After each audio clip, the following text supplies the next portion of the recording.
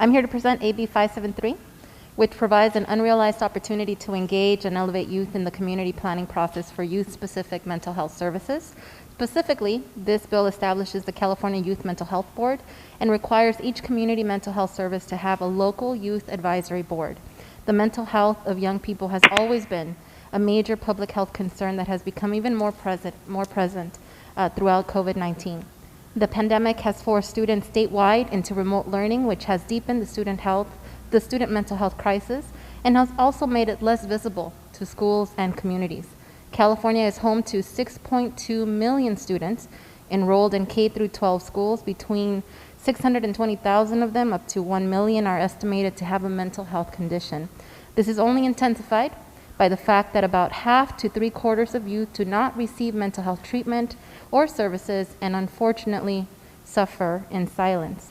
Young people are long overdue for a seat at the table where they can better advocate for quality, effective mental health programs in ways that they understand and that they themselves are advocating for.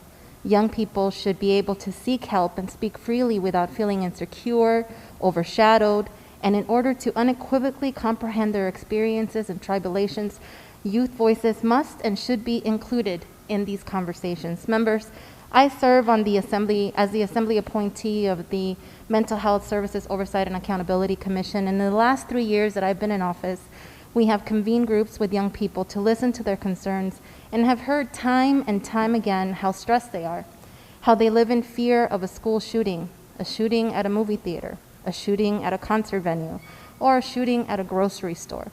They share that they are scared over their parents losing their jobs, not being able to pay the rent.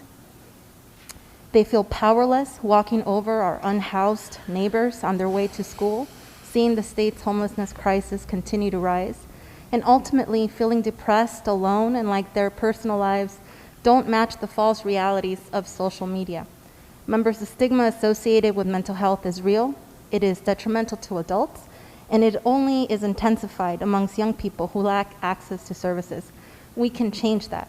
Creating the California Youth Mental Health Board is a step in the right direction, and I want to thank the committee staff for working with my office on this bill and look forward to continuing the work with all stakeholders as the bill moves forward. On the phone to testify is Matthew Deep with the Center for Pacific Asian Family and Karina Pan with the California Association of Student Councils.